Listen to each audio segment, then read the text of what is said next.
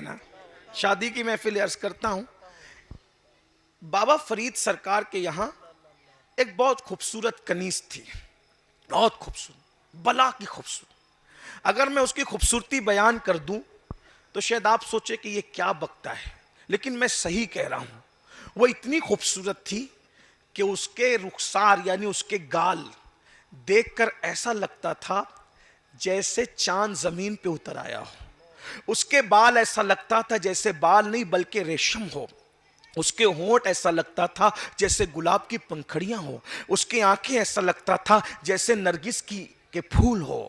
اور جب وہ چلتی تھی تو یوں لگتا تھا جیسے کوئی مور ساون بھادوں میں دل ربانہ انداز سے خرام ناز کر رہا ہو.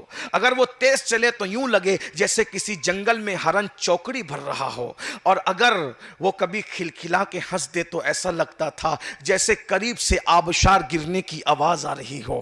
اگر وہ اللہ اکبر اپنے بالوں پر بل دے کر گردن کو جھرجھری دے دیں تو یوں لگتا تھا کہ جیسے بارش کے موسم میں کوئی مور اپنے پنکھ کھول کر کے مستی میں ناچ رہا ہو. وہ رقص سے طاؤس کی یاد دلا دیتی تھی. اس کی گردن کی جھرجھری اتنی خوبصورت تھی. خیر سے وہ بابا فرید کی کنیز تھی, لیکن بابا فرید اتنے اللہ والے تھے کہ اس کو کبھی دیکھا بھی نہیں تھا. گھر میں کنیزیں کئی کئی سال رہتی تھی, وہ کبھی دیکھتے بھی نہیں تھے کہ ان کا یہ تقوی تھا. حالانکہ دیکھ سکتے تھے لیکن دیکھا نہیں تھا. ایک دن ایک نیا مرید ہونے کے لیے نیا نویلا مرید آیا. اس مرید کو کچھ سامان دیا, کہا بیٹا یہ ہمارے گھر پہنچا دو. مرید گھر سامان دینے کے لیے گیا. وہ کنیز آئی سامان ریسیو کرنے کے لیے. گھر کی عورتیں تو نہ آتی تھی, کنیز کو بھیجا. کنیز کو دیکھا تو ڈھیر ہو گیا. نیا نویلا مرید تھا, ابھی تربیت پوری نہیں ہوئی تھی اس کی. اتنا بھی خوبصورت کوئی ہو سکتا ہے. ایک نظر دیکھا, اب پاگل ہو گیا, اس سے عشق کر بیٹھا. حضرت کی خانقاہ میں نہیں آیا, واپس گھر چلا گیا. اس وقت تک کے پیر صاحب لوگ مرید پر بڑی نظر رکھتے تھے. سب کے نام بھی ان کو پتا ہوتے تھے, سب کا حال بھی, سب کے بارے میں پوچھتے بھی تھے. کچھ دن گزرے تو بابا صاحب نے, ہم لوگ سرکار بابا فرید کو بابا صاحب کے سلسلہ چشتیہ کا بڑا امام محسن ہے سلسلہ چشتیہ کا, جس نے چشتیت کو پوری دنیا میں پھیلا دیا. دو ایسے ہیرے تراشے کہ جس سے چشتیت کے ڈنکے بج گئے. ایک نظام الدین محبوب الہی, ایک مخدوم علی احمد صابری کلیری. جس کے مرید ایسے ہو وہ پیر بابا فرید کیسا ہوگا. اللہ اکبر. بہرحال یہ عنوان میرا سرکار بابا فرید کا نہیں, لیکن ذکر آ گیا تو بات کر رہا ہوں. تو آپ نے مرید کے بارے میں, ارے وہ میرا فلاں مرید نہیں دکھتا. تو دوسرے مریدوں نے کہا سرکار وہ تو آپ کی کنیز کا عاشق ہو گیا, دیوانہ ہو گیا, پاگل ہو گیا, وہ دل دے بیٹھا آپ کی کنیز کو, بھول جاؤ اس کو. سرکار بابا فرید نے کہا مرید بھولنے کے لیے نہیں ہوتے, بلاؤ اس کو. مرید آیا, شرمندہ تھا, نظریں نیچے. سرکار نے کہا کیا بات ہے بیٹا, کچھ سن رہا ہوں, صحیح سن رہا ہوں. حضور ہمت نہیں ہے, لیکن آپ نے جو سنا ہے صحیح ہے کہ آپ کی کنیز پر دل آ گیا. کوئی بات نہیں بیٹا, دل کی بات ہے, آ گیا کوئی بات نہیں, لیکن اللہ والوں کا اصلاح کا انداز دیکھ. میں وہ کنیز کو بلاتا ہوں, دیکھ لے وہی ہے کہ دوسری ہے. اس کو بلایا, یہی ہے جی سرکار یہی ہے. بیٹا ہمارا وعدہ, انشاءاللہ ٹھیک ایک ہفتے میں ہم اس کے ساتھ تیرا نکاح کر دیں گے, جا تیاری کر. اب کیا ہوا, وہ تو خوش ہو گیا. بھائی جب کسی بندے کو انہونی چیز مل جائے تو اس کی کیا حالت ہوگی, تو خوش ہو گیا. جا تیاری کر, یاد رکھنا یہی ہے نا, ہاں یہی ہے, بہت خوبصورت ہے, ٹھیک ہے جا. جیسے وہ مرید گیا, بابا فرید سرکار نے کہا اس عورت, اس لڑکی کو جلاب کھلاؤ. جلاب اس طرح کھلائے جائیں کہ یہ زندہ رہیں, اور اس کو دن میں چند مرتبہ بیت الخلا جانے کی حاجت ہو. یعنی اس میں تھوڑی کمزوری آئے, یعنی اس پہ ظلم بھی نہ ہو لیکن اس میں تھوڑی کمزوری آ جائے. ایک ہفتہ اور اس کے لیے پابند کر دیا کہ یہ جہاں بیت الخلا کرے اس کے نیچے ایک ہانڈی رکھ دو, اس کی بیت الخلا کی گندگی جمع کرنا. یہ عجیب بات تھی. اب وہ جہاں بیت الخلا کرتی وہاں ہانڈی رکھی ہوئی تھی, وہیں پر وہ بیت الخلا کر رہی. ظاہر سی بات ہے کہ جب کوئی بندہ اس کو جلاب کھلائے جائیں گے تو لوز موشن ہی ہوں گے. اور وہ جمع ہوتا رہا ایک ہفتے کے بعد اب وہ بالکل کمزور سی مریل سی، اب جس کے چہرہ کا ابھار تھا، رخسار ابھرے ہوئے تھے، اندر کو چلے گئے، آنکھیں دھس گئی، آنکھیں بھری بھری تھی، سونی سونی ہو گئی، بال ایسے لگنے لگے، جھڑنے لگے، ایک ہفتے کے اندر بال اللہ اکبر یوں لگتے تھے یہ کس کے بال ہے کیسے، ہفتے بھر میں ایسی دبلی پتلی ہوئی کہ لگتی تھی کہ کوئی مریل سی ہے۔ جب وہ آیا تیاری کر کے کہا بیٹا نکاح سے پہلے ایک بار پھر دیکھ لے، وہی ہے کہ دوسری ہے؟ کہا یہی ہے۔ حضور یہ وہ نہیں ہے، اللہ کی قسم وہ نہیں ہے، ہمارے ساتھ مذاق ہو رہا ہے۔ آپ نے میں اللہ کی قسم یہ وہی ہے۔ پھر حضور آپ جھوٹ نہیں بول سکتے، حسن کہاں گیا؟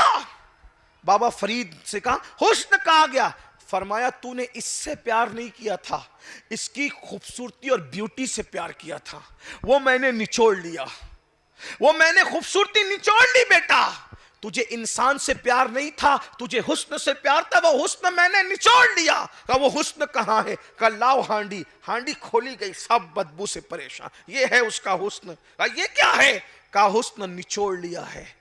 تب اس کو سمجھ میں آیا جس کو میں خوبصورتی کہہ رہا تھا وہ تو بدبو کے سوا کچھ نہیں۔ اس لیے جو لڑکیاں صرف چہرے کی خوبصورتی دیکھتی ہے، جب شوہر کا حسن ڈھلتا ہے تو پھر بہت سارے لوگ کہیں اور متوجہ ہو جاتے ہیں۔ لڑکے جو صرف چہرے کی سفید چمڑی اور خوبصورتی دیکھتے ہیں، جب حسن ڈھلتا ہے تو کہیں اور متوجہ ہو جاتے ہیں۔ تو حضور علیہ السلام فرماتے ہیں لوگ صرف خوبصورتی دیکھتے ہیں، پھر دوسری بات فرمایا لوگ صرف نسب دیکھتے ہیں، پھر فرمایا لوگ صرف دولت دیکھتے ہیں، فرمایا خوبصورتی صرف دیکھ کر نکاح مت کرو، صرف نسب دیکھ کر نکاح مت کرو، صرف دولت دیکھ کر نکاح مت کرو، اگر نکاح کرنا ہے تو فرمایا دینداری دیکھ کر کے نکاح کیا کرو، اس لیے کہ عمر بڑھتی جاتی ہے، دینداری بڑھتی جاتی ہے۔ میرے بھائیوں میری بہنوں، آج ہمارے گھر میں بچیاں بیٹھی، ہم نکاح کرنے کے لیے کہاں ڈھونڈ رہے ہیں؟ مشرق مغرب شمال جنوب۔ میں ایک طریقہ بتاتا ہوں، بچیوں کو اگر رشتہ کرنا ہے پہلے خاندان میں دیکھو۔ کہاں دیکھو؟ خاندان، اس کی برکت ہے۔ خاندان میں اگر نکاح کرو گے نا، بھائی بہن یہ قریبی رشتے میں، تو وہ دیکھے بھالے ہوں گے، ایک اپنا معیار ہوتا ہے۔ غریب ایک کر لو، دیکھو حضور علیہ السلام نے جتنے نکاح کیے سب خاندان میں۔ دیکھیے 2 بیٹیاں دی سیدنا عثمان غنی۔ یہ عثمان غنی کون ہے؟ سیدنا عثمان غنی رضی اللہ تعالیٰ عنہ حضور کی دادی کے رشتے سے، حضرت عثمان غنی جو ہے وہ حضور علیہ السلام کے رشتہ دار لگتے ہیں دادی کے رشتے سے۔ 2 بیٹیاں وہاں دی، اس کے بعد ایک بیٹی مولائے کائنات کو دی، جو سگے چچا کے بیٹے کا، سگے چچا کا بیٹا، سگے چچا کا چچا زاد بھائی، ان کو دیا۔ جس وقت مولا علی سے رشتہ ہوا اس وقت مولا علی کے پاس خود کا اپنا مکان بھی نہیں تھا۔ مولا علی نے زرہ بیچی، زرہ، اور زرہ بیچ کر کے مہر ادا کیا۔ پھر اس کے بعد امام حسن نے اپنے بیٹے امام حسن مصنع کا نکاح امام حسین کی بیٹی سیدہ سغرا کے ساتھ کیا۔ پھر اس کے بعد امام حسین کے بیٹے امام زین العابدین، ان کا نکاح امام حسن کی بیٹی کے ساتھ ہوا۔ دیکھ رہے ہیں آپ یوں۔ پھر اس کے بعد دیکھیں سیدنا صدیق اکبر کے بیٹے محمد بن ابو بکر، ان کے بھائی عبد الرحمن بن ابو بکر، محمد بن ابو بکر کا بیٹا، محمد بن ابو بکر کا بیٹا قاسم، ان کا نکاح ہوا ان کے چچا کے بیٹی کے ساتھ، اسما بنت عبد الرحمن بن ابو بکر، ان کے ساتھ۔ دیکھتے چلے جائیں، یہ اس طریقے سے رشتے میں خاندان کے اندر رشتہ داریاں ہوتی رہی۔ اور آج ہم کیا سوچتے ہیں؟ مالدار چاہیے، اس لیے خاندان چھوڑ کے کہیں اور جا رہے ہیں۔ پھر کیا ہوتا ہے؟ خاندان کی بیٹیاں کوئی کر نہیں رہا ہے۔ تو میری گزارش ہے پہلے اپنے قریب میں دیکھو، اپنے بھائیوں کی بیٹیوں کو دیکھو، بہنوں کی بیٹیوں کو دیکھو، رشتہ داروں کو نبھاؤ۔ اور ایک بات کہوں، دوسرے کے ساتھ نیکی کرو گے تو 1 ثواب ملے گا، اور اگر اپنے رشتہ داروں کے ساتھ نیکی کرو گے تو 2 ثواب ملے گا۔ ایک تو نیکی کا ثواب، دوسرا صلہ رحمی کا ثواب۔ اس لیے میری گزارش ہے آج بیٹیوں کی یہ درگت نہ ہوتی اگر آج مسلمان سنت پر عمل کرتا. پھر کچھ لوگ یہ کہتے ہیں ارے قریبی رشتہ دار میں نکاح کر لو تو بچے ایسے ہوتے ہیں ویسے ہوتے ہیں. میں کہتا ہوں آپ بتائیں کہ امام حسن کی شہزادی امام زین العابدین کے نکاح میں آئی, کوئی بچوں میں عیب تھا؟ امام حسین کی شہزادی امام حسن کے بیٹے کی نکاح میں آئی, کوئی بچوں میں عیب تھا؟ ارے عیب کیا بیان کرتے, سنو کیسے کیسے بچے پیدا ہوئے. امام حسن مصنع کا نکاح سیدہ بی بی سغرا کے ساتھ ہوا, ان سے جو بیٹا پیدا ہوا اسے دنیا عبداللہ المحض کہتی ہے. عبداللہ المحض سے اللہ اکبر جو بیٹا پیدا ہوا اسے دنیا موسیٰ الجون کہتی ہے. موسیٰ الجون سے جو بیٹا پیدا ہوا اسے دنیا عبداللہ کہتی ہے. عبداللہ سے جو بیٹا پیدا ہوا اسے دنیا داؤد کہتی ہے. داؤد سے جو بیٹا پیدا ہوا اسے دنیا سید محمد کہتی ہے. سید محمد سے جو بیٹا پیدا ہوا اسے موسیٰ ثانی کہتی ہے. موسیٰ سے جو بیٹا پیدا ہوا اسے اللہ اکبر سید عبداللہ الجیلی کہتی ہے. عبداللہ الجیلی جو پیدا ہوا اس کو حضرت زائد کہتی ہے. زائد سے جو بیٹا پیدا ہوا اسے دنیا ابو صالح موسیٰ جنگی دوست کہتی ہے. اس سے جو بیٹا پیدا ہوا اسے دنیا شیخ عبد القادر جیلانی کہتی ہے. نعرہ تکبیر, نعرہ رسالت. اور جب اس نسل کو دیکھتے ہیں تو بریلی کا امام کہتا ہے تیری نسل پاک میں ہے بچہ بچہ نور کا, تو ہے عین نور, تیرا سب گھرانہ نور کا. سبحان اللہ, سبحان اللہ. آج ہمیں کیا ہو گیا؟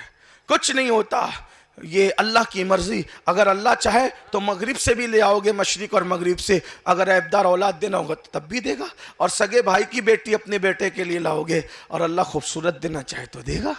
اس لیے اپنے شادی سیکھو, نکاح سیکھو. اب نکاح, آخری بات کرنے لگا, نکاح میں لوگ کیا کرتے ہیں, بینڈ بجا رہے ہیں, گانے بجا رہے ہیں. اور ایک بات مجھے پتا چلی, آپ کے یہاں کیا ماحول ہے نہیں پتا, لیکن دوسرے علاقوں میں چونکہ آپ کی دعاؤں سے آپ جانتے ہیں میں پورے ہندوستان میں جاتا ہوں. اب رت جگہ میں تاش کے پتے اور جوا کھیلتے ہیں لڑکے منڈپ میں بیٹھ کے, شراب پیتے ہیں. شراب ہمارے بچپن میں بارات میں اگر سگریٹ بھی بانٹتے تھے نا نوجوان لڑکے, تو بڑوں سے چھپ کے بانٹتے تھے. وہ بھی بڑے ڈانٹتے تھے اگر دیکھ لیتے تھے سگریٹ بٹ رہی ہے شادی میں, اتنے بدماش ہو گئے تم لوگ. اور آج کیا ہو رہا ہے, حقے چل رہے ہیں, حقے میں بھی نشے کی چیز رکھی جا رہی ہے, شراب پی رہے ہیں. اور جہاں شراب پی جا رہی ہے وہاں لعنت برس رہی ہے. بولو جس کے منڈپ میں لعنت برسے گی اس کی شادی میں لعنت نہیں برسے گی. جہاں تاش کھیلا جائے گا, تاش جوا جس کے بارے میں فرمایا گیا جس نے جوا کھیلا اس کے ہاتھ قیامت کے دن سور کے خون میں رنگے ہوئے ہوں گے. یہ تو شادی کرنے والوں کو سوچنا چاہیے کہ میرے گھر کے آنگن میں شادی میں جوا کھیلا جائے گا, لعنت والا کام. شراب پیا جائے گا, لعنت والا کام. پٹاخے پھوڑے جائیں گے, لعنت والا کام. بینڈ باجے بجائے جائیں گے, ڈی جے بجایا جائے گا, لعنت والا کام. جب لعنت برسے گی نکاح کے وقت تو رحمت کیسے آئے گی زندگی میں؟ نعت شریف پڑھو, محفل میلاد کرو, حضور کی محفل سجاؤ تاکہ رحمتوں کا نزول ہو, برکتوں کا نزول ہو. اللہ کے بندو زندگی گزارنا سیکھو. اور جو آخری بات عرض کرنے چلا تھا, نکاح بس اینڈ ہو رہا ہے. نکاح آخری بات, نکاح صرف جنسی تسکین کا نام نہیں ہے. یہ کسی اور قوم میں ہوگا جنس کی تسکین کا نام, یوز کرو چھوڑ دو. ہمارے یہاں نکاح یہ ہے, ایک دوسروں کے دل میں اترنے کو نکاح کہتے ہیں, ایک دوسرے کا لباس بننے کو نکاح کہتے ہیں, ایک دوسرے کے ہمدرد بننے کو نکاح کہتے ہیں. بلکہ یہ کہہ دوں کہ تو میں ہو جا اور میں تو ہو جاؤں, اور تو اور میں کا جھگڑا ختم ہو جائے, اس کو نکاح کہتے ہیں. اور اس نکاح کی برکت کیا ہے وہ سن لیں. ہم لوگ جب نکاح کرتے نا, نکاح بیوی بیمار ہو جاتی تو چھوڑ کے بھاگنے والے نہیں ہیں, بلکہ ہم تو مرنے کے بعد بھی نہیں چھوڑتے. ہم تو بیویوں کو مرنے کے بعد بھی یاد رکھتے ہیں. اماں جان ام المومنین خدیجہ پاک کا وصال ہوا, حضور بکری ذبح کرتے تھے تو کہتے تھے پہلے یہ بکری کا گوشت خدیجہ کے رشتہ داروں میں اور ان کی سہیلیوں میں بٹے گا, اس کے بعد میں کھاؤں گا تاکہ خدیجہ کی روح کو اس کی وجہ سے خوشی مل جائے. دیکھا, بعد وصال بھی یاد رکھا. ہم لوگ وہ لوگ ہیں. اب میں اپنی بچیوں سے کہتا ہوں, بچیوں سیریل دیکھ کر, فلمیں دیکھ کر کسی کے بہکاوے میں مت آؤ کہ مسلمان بیوی کو اچھا نہیں رکھتے. واللہ جو سچا مسلمان ہوگا اس سے اچھا بیوی کو کون رکھے گا؟ ارے لوگ تو آج